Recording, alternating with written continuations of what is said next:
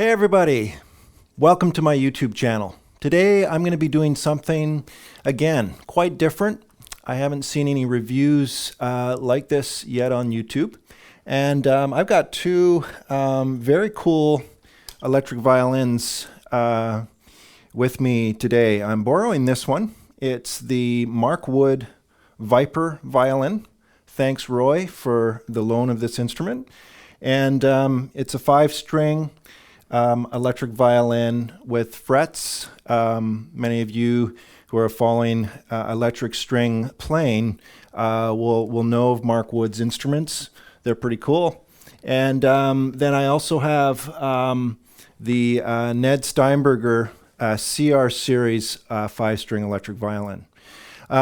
This is my main instrument that I play right now, and I want to come out and just say right now that I am a Ned Steinberger artist, but I really appreciate all the amazing electric violins that are available on the market today. And there are some amazing innovations and some great innovators and inventors. Wood is one of those. And I also want to say right up off top that I don't think there's any one manufacturer of the electric violin that is the best.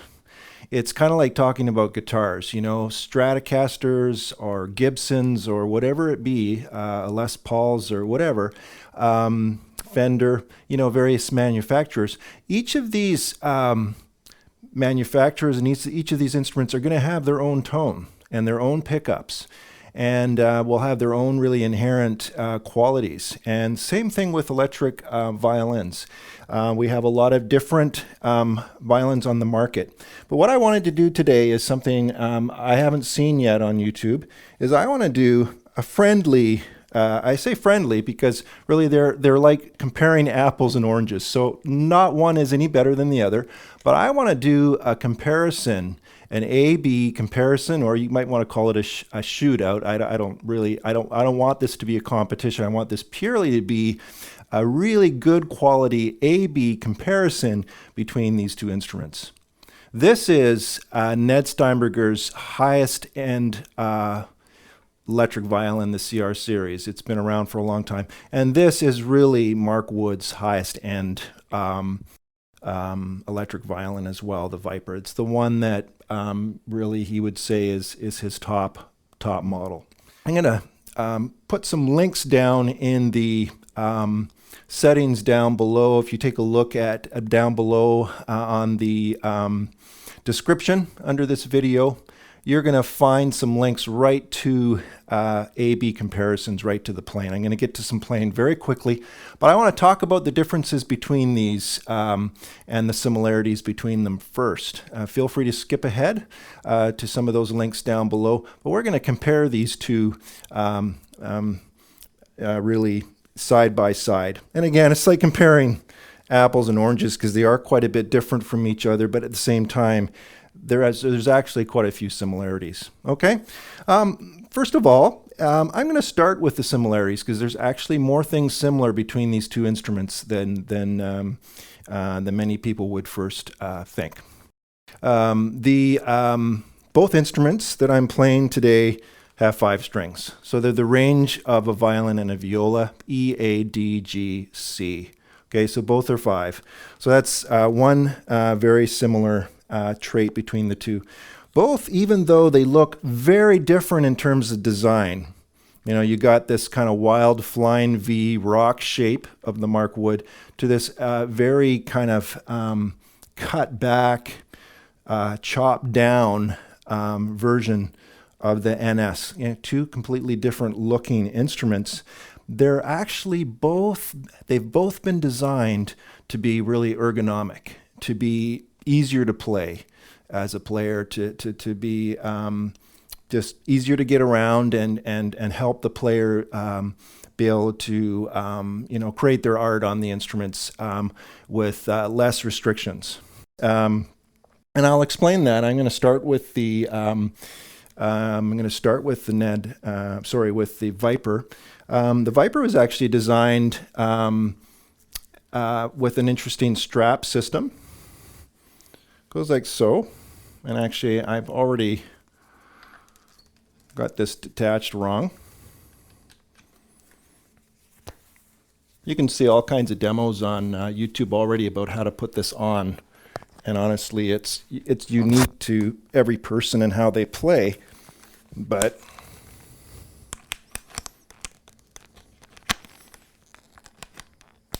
you can see I'm still trying to figure this out. But that's basically how you put the Viper on. It's a hands-free instrument.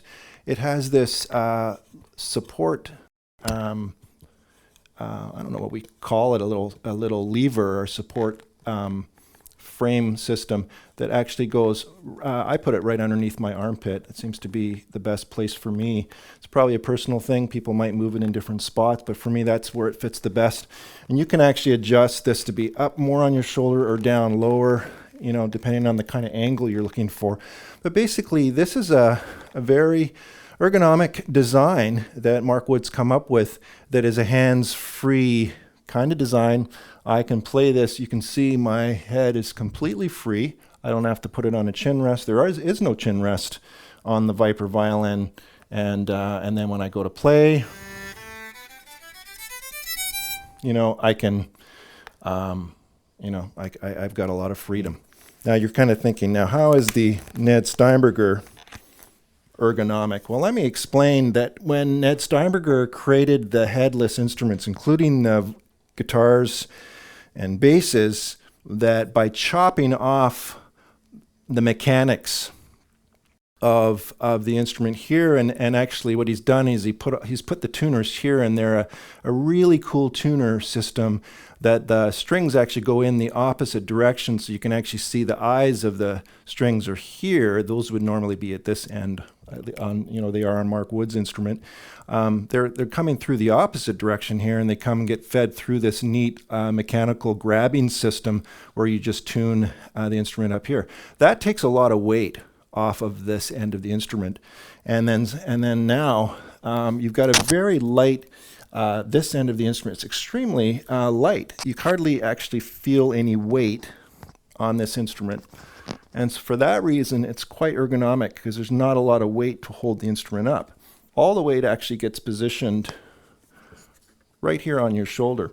It's a very adjustable shoulder rest system. Again, very unique shoulder rest system that is unique to the instrument, kind of like how Mark Wood has a support system.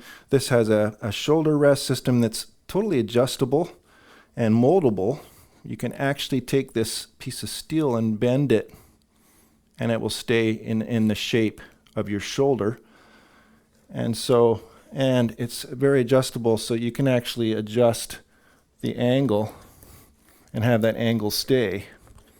You can see it just stays by the adjustments here. I'm not going to go into how to do this. Again, there's all kinds of people that have gone into more detail about that. But both instruments are very ergonomic, and so those are some similarities right there between the two instruments. Let's go to some of the differences. We have completely two different pickup systems in these instruments. The pickup system in the Ned Steinberger, the NS CR series violins, it has a polarity switch, and this switch adjusts from kind of like this full rich sound to kind of a middle setting that's a natural sound, and then you flick it all the way forward. That's actually a setting for doing plucking. And I'm going to demonstrate that. We're going to A/B both instruments with Pizzicato, with bowing, and I'll try out these various settings. Ned Steinberger will tell you that the middle setting's kind of the most natural for people who want to have that natural classical violin sound. Now, again, I have my own opinions about this as well. Now, my feeling is this. If you want to learn the electric violin or get into playing the electric violin, why would you want to make it sound like an acoustic violin? Like, I have a problem with that. Why not just throw a mic, a really good quality mic, on an acoustic instrument? Why would you want to venture into the world of electric violins and then still make it sound like an acoustic violin, or try to make it sound like that? You're dealing with a brand new instrument, a brand new invention, but the reality is there are people who want to take an electric instrument and make it sound as close to the acoustic equivalent as they want to. Kind of like the Godin guitar, like what's happened with some of the work with the Godin guitar. It's great, and I guess there's a place for it. My feeling is this: if you're going to venture into electric violins with the pedals and effects, then treat it as a new instrument. Treat it as an instrument where you are exploring a whole new world of possibilities with pedals, with sounds, with more strings possibilities. These are 5-string. There's 6 and 7-string options on electric instruments as well. But NS knew that there is a group of people who really want to have that natural sound, and therefore they've created a center set up on this polarity switch for those players. I actually like it in the position closest towards me. You flick it all the way towards the player, and that gives you the setting that you're looking for. The other thing that's different about the Ned Steinberger and the Mark Wood electric violin is that the Ned Steinberger CR series has a bass and a treble and a volume control. The Mark Wood has a very simple system of it's just purely a volume. So then, and the NS violin actually then has a preamp built in, and it's an active preamp with a battery.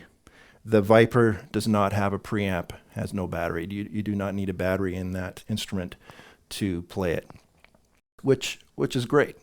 The preamp on the NS is very versatile, and so you can adjust.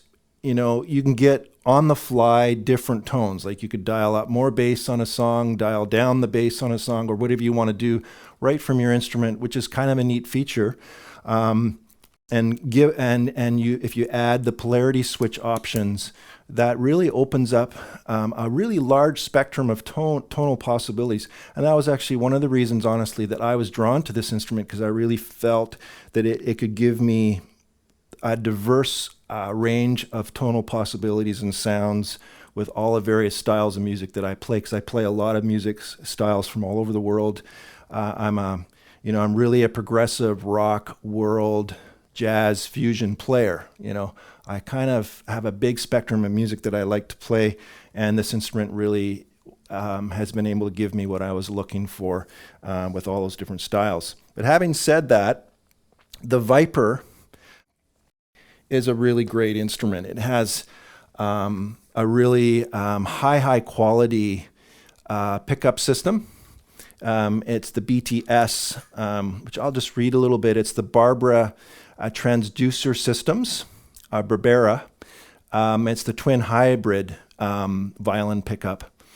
And I'm not sure if this one has the one dual element transducer or if it has 2 dual element transducers, but some of the pickups actually have 2 dual elements per string, and others have just 1. And hard to know. I think this might be just the one dual element transducer per string. Apparently, according to Mark Wood in his website, he doesn't see much of a difference between the 2 pickups.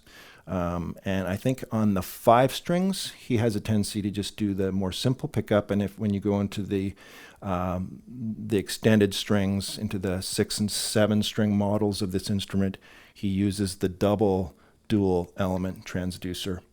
Now, this pickup system is a really great pickup system, and it's actually used, Barbera is actually used by a lot of other manufacturers. Not only does Mark Wood use the Barbera pickup, but Jordan, Jensen, Vector, EVL, Stratton, they all use this pickup as well. I'd actually be interested in knowing how each instrument sounds different from each other, because I understand that when you put the BTS on an instrument, depending on the wood that it's made out of, that's going to change the sound of the pickup. If the wood's a softer wood, it absorbs some of the tone and some of the frequencies and gives a warmer sound. If the wood is a harder wood and more dense, then the pickup will have a brighter sound, more lively. It will just change the tone. And just like pickups on different guitars sound different, they are going to sound different on different electric violins. So, and I believe that this electric violin, another similarity is I believe this is spalted maple, I believe. That's what I believe it is. And so is the Ned Steinberger, made out of maple. It's made out of maple and then has a flamed maple top. Another difference between these two instruments is that the Viper violin that I'm going to be playing has frets. And my Ned Steinberger here doesn't have frets. So there's definitely differences in how they play. The wood fretted violin, the way the frets are designed, you're supposed to put your fingers on the fret, not below the fret like you would see on a mandolin or some other equivalent instrument like a guitar or mandolin. But so not that hard to get used to, although there is a bit of a learning curve. Another difference is that because the Ned Steinberger is headless, I find that there's actually a big difference in the weight between these two instruments. I find that the NS is lighter, for sure, than the Viper is, although there's not a huge difference. But because the Viper is strapped on, you know, and it's got that extra support, it's definitely great. There is more weight here at the neck because you've got these mechanical tuners on here, kind of guitar tuners. So there's definitely more weight on the neck, and I personally feel a fair bit of weight up here where the V goes onto my shoulder. I do feel a little bit of weight there, and but I think you know that's just something you get used to as the violin just kind of floats on your body, and you've got, you know, the arm kind of adjusted under your armpit to support you the way you know, have it set up personally for yourself. So, yeah, I think those are the key differences and similarities between these instruments. And now I'm going to go into a demo of these instruments, and I'm really looking forward to just kind of A-Bing them to give you a difference between the tonalities between these instruments. And again, thanks for dropping by. Please subscribe to my channel and keep watching. Thanks. So for this demo, I'm using George L cable. You can see it coming out of the NS right here. Be using George L cable, and it goes right into directly into my pedal board right here. And the main effects I'm using are an Eventide space reverb, generally kind of like a hall reverb that I have dialed up, a Nemesis delay, and I'll also probably put on a little bit of the Pitchfork, an octave down, and a little bit of Sparkle Drive. I also am running through a diamond compressor, which gives a really nice warm signal. I probably won't use the Mobius or the vocoder. I might dial up a bit of wah just for fun on this demo. But that's my pedal board. If you want a full tour of this board plus other pedals that I've added to it, including my looper, there'll be a link right on the video right now. And then from here, I'm coming out into an LR Baggs Paracoustic DI, and then from there into Logic on my computer. So to start with, we'll start with the Viper. And what I've done is I've taken off all my effects. All we have is just a plain signal coming through my board. The only thing that I have on is my Diamond Compressor Junior, just to smooth out the sound, but that's just part of my regular tone. And so here we go. We're going to just start with open strings and then maybe play a few notes on each string, and we'll just go back and forth between each violin. Here goes.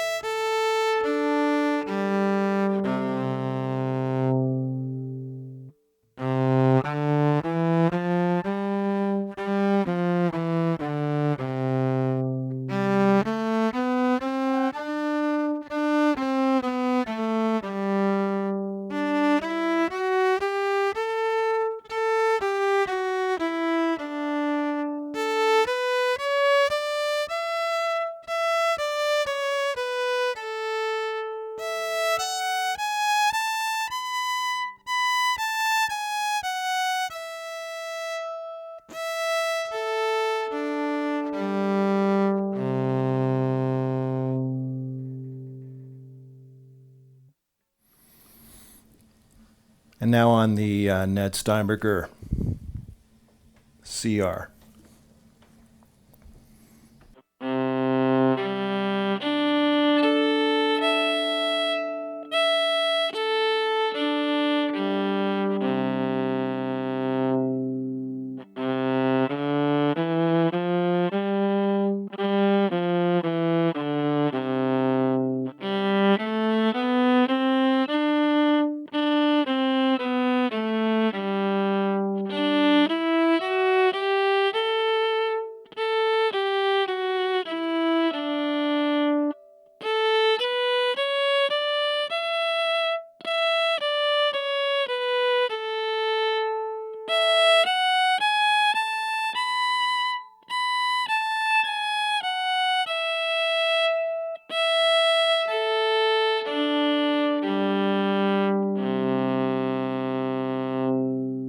I want to say something that the regular setting of this CR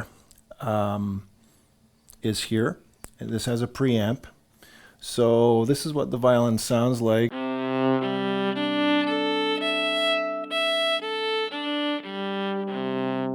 But I've dialed up the bass just a little bit to get it a little bit closer to the sound of the natural sound of the Viper. So here's what the NS now sounds like.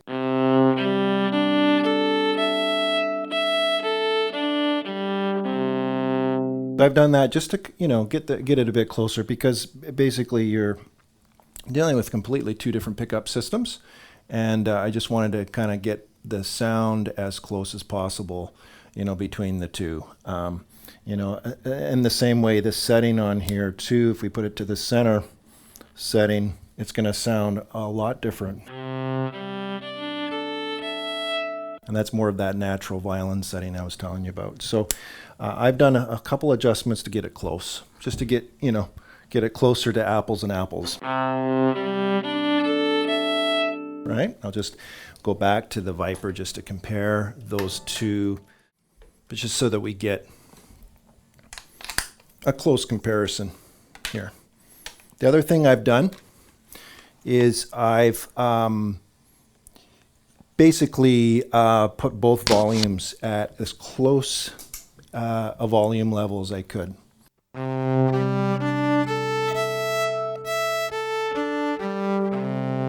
You can see it's fairly close, but still a very different sound. They sound very different from each other. Okay, so now we're going to get into some playing. I'm going to start playing a few things on both instruments, and a few songs, that sort of thing, just to give you more of a sound. We'll start running through some effects and that kind of thing. So here we go. One area I don't want to forget to explore is plucking these instruments, or strumming them, or doing pizzicato, whatever you want to call it. And so I want to just do that on each instrument as well. This is what the regular setting on the NS sounds like if you pluck it. But if you put it into change the polarity to the as far away as you can, that's actually picking up, instead of horizontal sound waves of the bow, that's actually for vertical sound waves. So that's actually the best setting on the NS for plucking or strumming the instrument. And this is what that sounds like. So it's quite a bit smoother.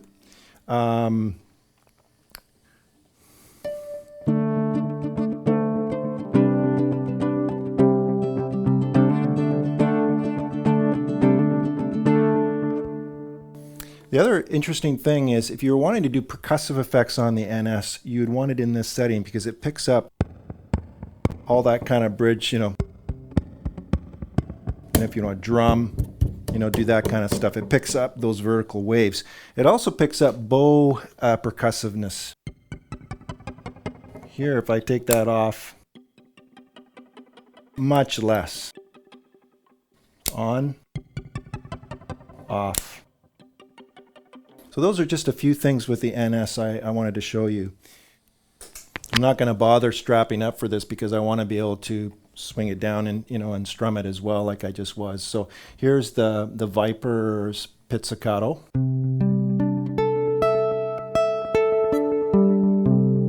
It's quite nice. And here's that strumming pattern on the Viper.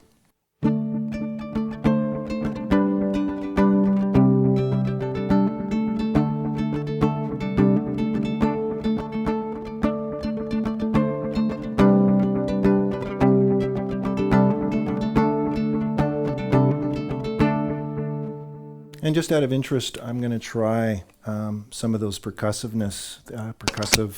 effects as well. It seems to pick up some percussion.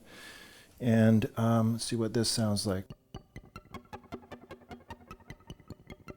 A little bit. I think this is pretty close to the regular setting on the NS. So it's actually blocking vertical sound waves quite a bit. To give that the focus on the horizontal. So, you might be able to do some things with compression and some things like that to make it work more vertically. But that's basically what you get in terms of pizzicato and strumming effects on the Viper. So now I've got some delay and reverb on with my Eventide and Nemesis pedals. And so here's a little bit of an arpeggiated thing here to give you a bit of a test drive of these two back to back.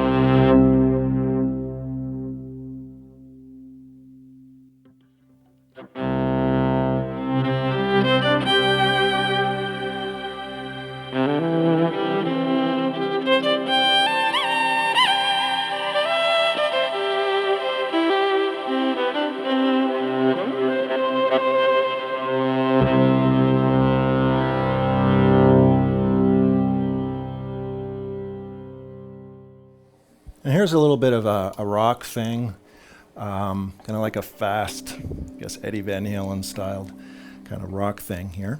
Just give you a little bit of idea of adding overdrive to the signal.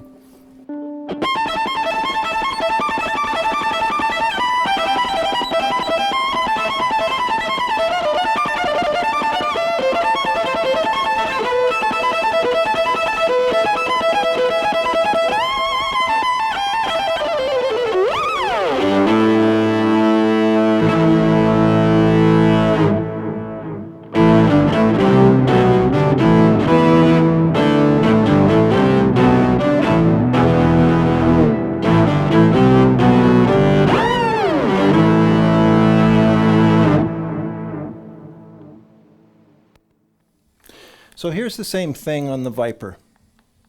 I'll try to duplicate what I just played on the NS.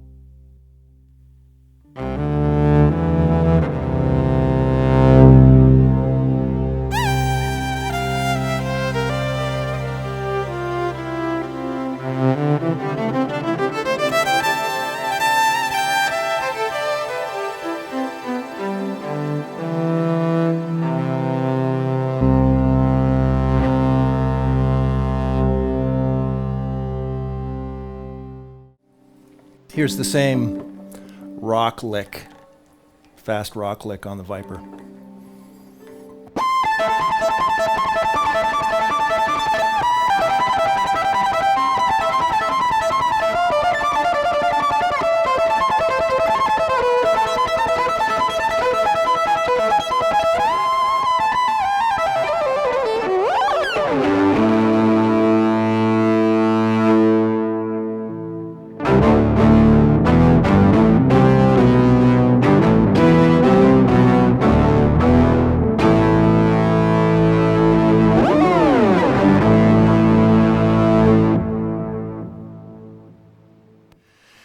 So folks, there you have it. A friendly shootout between the Ned Steinberger CR 5-string violin and the Viper 5-string violin. Both amazing instruments. They both have some very fine qualities. One thing I failed to mention is that the Ned Steinberger does have a removable bout. This piece right here can come off. Some people like that on. Because it gives reference to an acoustic instrument, so it feels you can use it for shifting. The Viper doesn't have one. I'm not sure if Mark Wood can add it or not, or if it can be added in the factory. You'd have to ask him, but that is another difference between the two. Both great instruments though, and please leave your comments below. Please subscribe to my channel. Please follow my playing. I'm going to be doing more performances on the Viper while I have it. Again, big thank you to my friend Roy for letting me use his Viper. And again, big thank you to both these manufacturers, both Mark Wood and Ned Steinberger, just for being really doing some incredible things as inventors, as engineers, to put some really beautiful instruments into the hands of players around the world. So thanks again. Signing off for now. Please check out all my other videos, my pedal reviews, my pedal board shootout demo as well. Thanks again, and we'll catch you again another time.